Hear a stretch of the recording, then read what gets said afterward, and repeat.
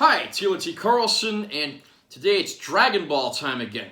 For the first time on this channel, I'm going to be reviewing a Dragon Ball figure from the S.H.Figuarts collection. This is a very fancy figure series from Bandai and Tamashii Nations. They've been making these for years, and they've got some very fine figures. A lot of these have been covered online extensively, but they make figures for a lot of things other than Dragon Ball, including like Marvel Comics, DC Comics, Sailor Moon, other anime series. I'm not going to go too much into that here, but the figure we're looking at today is Taopaipai, or as he's known in the American dub of Dragon Ball, Mercenary Tao. This guy might kind of look wimpy at first glance with his ponytail and his pink outfit, but he was actually one of the strongest opponents Goku ever fought in the original Dragon Ball series, which came before Dragon Ball Z. I mean, it took a lot of training for Goku to beat this guy, and hell, this guy killed somebody with his tongue. I mean, how many people can you say in the Dragon Ball world have done that? Here's a close-up of the box. I'll show off the box, unbox the figure, and show off some of the many accessories. Now, I'm not going to put every single accessory on and off the figure in this video, but instead I've taken several pictures you'll see throughout this review. That'll save us some time and might make this review flow a little better. There's the top of the package, side of the package showing off some of the accessories in action. Other side just kind of continues the front of the box. Here's more stuff that's being shown off here. You can see him fighting with a Goku figure down there. Goku figure, of course, is sold separately, and I believe it's also out of print. All your disclaimers and so forth down there. Let's go ahead and crack this thing open.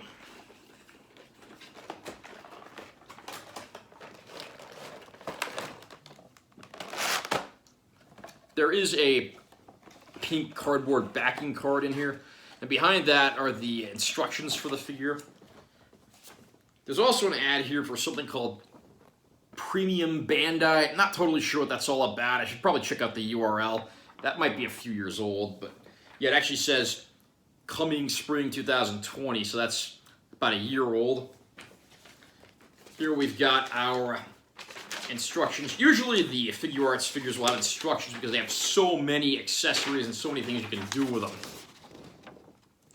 But yeah, you can kind of see what's here. It tells you basically how to put everything together, how to show off the accessories and so forth. And this has a plastic packing piece on top of where the figures are. So if you look at this, you can kind of see what's included here. Several different heads, several different hands. He's got interchangeable lower outfit pieces. And then he comes with the pillar because he famously broke a pillar in a building and he rode on that after throwing it in one of the more memorable ways of getting around in the Dragon Ball franchise. It may not be as classy as the Flying Nimbus, but the guy got the job done. It's also noteworthy, after Goku thought he killed Mercenary Tao, Tao came back as a cyborg, although he was quickly dispatched by Tien, and he never appeared again after that, except for in 2 anime-only filler episodes of Dragon Ball Z, where he's depicted in more of a comic relief fashion. Down below, we have the, these are the accessories that go with the pillar for displaying that, so we'll take those off first.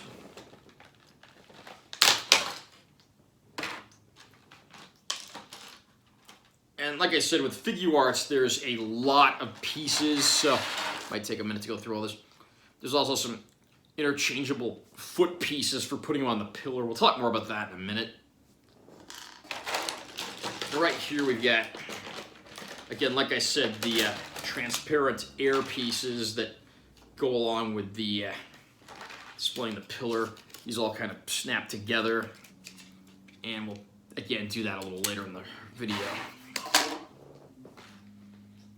There's also 2 more interchangeable foot pieces for the pillar. And we'll go ahead and get Tao himself out of here now. Here's Tao himself. In a minute I'll show off the full figure and articulation and so forth. It's got several hands. Again, this is pretty common with the Figuarts series because they want you to have a wide range of potential poses. So Like right here, you've got two open hands. He's got his fist hands on there by default, so we'll probably take those off later and try some of these other ones out. He's got one here with, you know, two fingers extended. Got another one like that as well. And then he has a pointing finger for when he does the Dodon Ray, which is the signature energy attack of the Crane School. Mercenary Tao being the brother of the Crane Hermit, who was Master Roshi's old rival. And then let's take out these base pieces. He has his serious face on there by default, but he's also got a yelling faceplate. And then he has the faceplate with his tongue sticking out, of course mimicking the move that he used to kill General Blue. Now, a lot of these figures also come with the Dragon Balls that you can display with the figures. And then you can also buy like a Shenron Dragon to display these with separately. And Tao has the 1, 2, 3, 4, 5, 6, 7-star ball. Kind of hard to see in this video.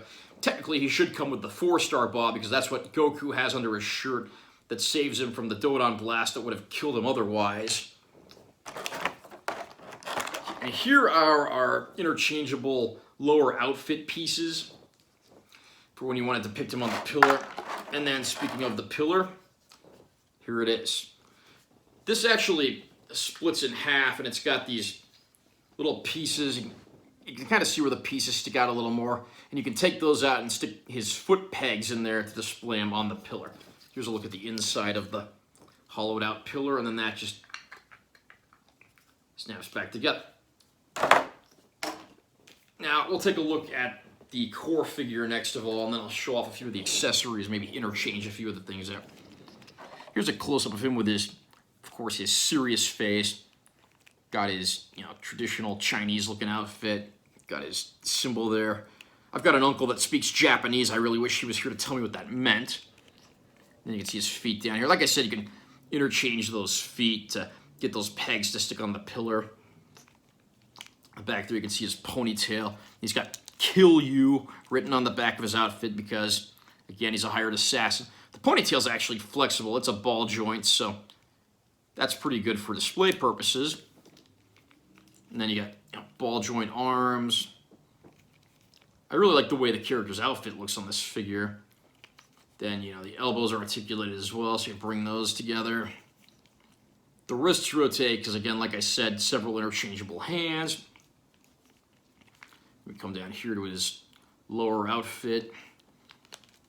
Legs are articulated. Of course, because of the style of his outfit, it can be kind of hard to get those exactly where you want them, but overall, it's a good-looking figure. And then the feet, the little toe area, you can flex that up and down. And then you can, you know, move those around slightly because of the joints. So, why don't we try changing out one of the face plates? We've got him here, his regular face. So, we're going to just go like this. Again, I haven't done this too much, so bear with me if this takes a minute. Yeah, this is one of the issues I have with the Figuarts series. They opted for face plates rather than full-on interchangeable heads in a lot of cases. Okay, there, that face plate is off. We'll put on his angry yelling face now. And then you can see where there's the holes in the head. That just kind of snaps in there. And there, we just gave him a new head. Well, new face anyway. And he's got, like I said, he's got his fist hands on, so we'll take off his right fist. You can see the little ball peg there. And we'll put on his finger hand there for if he's ready to fire a Dodon Blast at his enemy. And there we go. Looks pretty good there. And I'll also show off the other pieces that you can use on the lower body. So he splits right in half. And we didn't even have to use one of Frieza's Seeking Destructo discs to do that.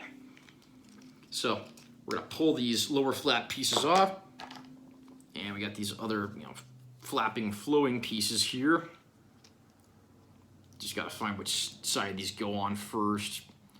They're two different sides and two different sizes, so you just got to make sure each one goes on the right side for it to work.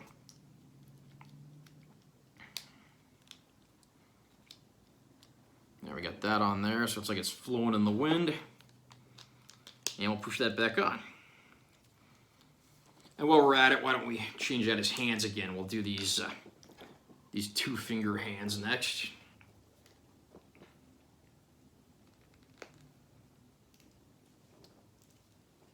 Okay, and there's the other one, so we'll put that on. And then he's got these two-finger hands on, so it looks like he's a martial artist. And he got those lower flaps on, so it's like he's flowing in the wind. And why don't we change out the base plate one more time, and we'll put that tongue head on there this time. The one guy in Dragon Ball whose tongue was a deadly weapon. There. Almost looks like he's having too good of a time there, but again, he's a hired assassin, so it's all in a day's work. And now that we've shred on a few of these pieces, and one other thing I want to address before I move on, the Dragon Balls, they're cool accessories, but the problem is you can really only like set them in the hands. There's no way for them to actually grip the balls. And this goes for a lot of the accessories in this line, which is kind of a pain. So I'm going to put his open hand on here now.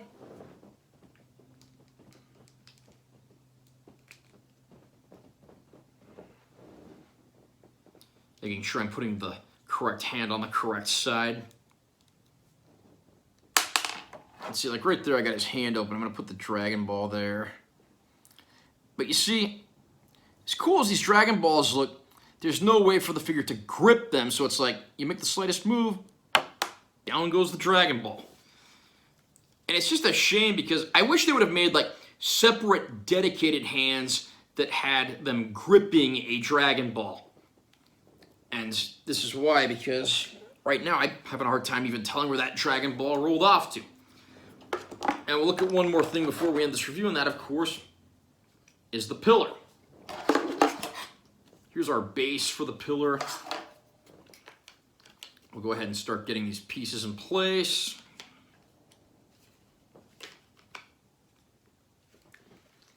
And there you can see the pillar on top of here.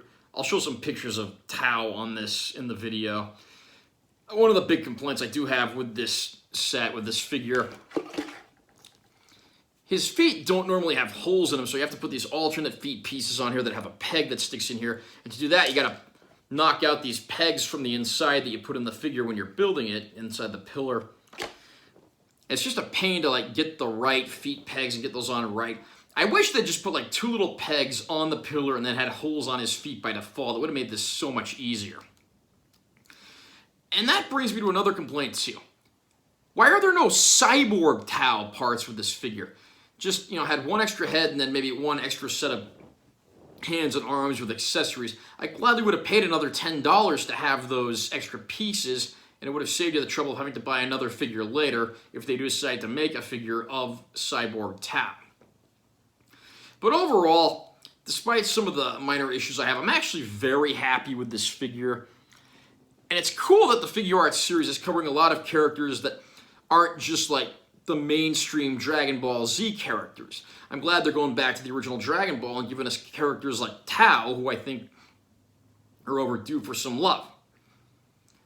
So overall, again, pros of this figure, beautiful looking figure, tons of accessories.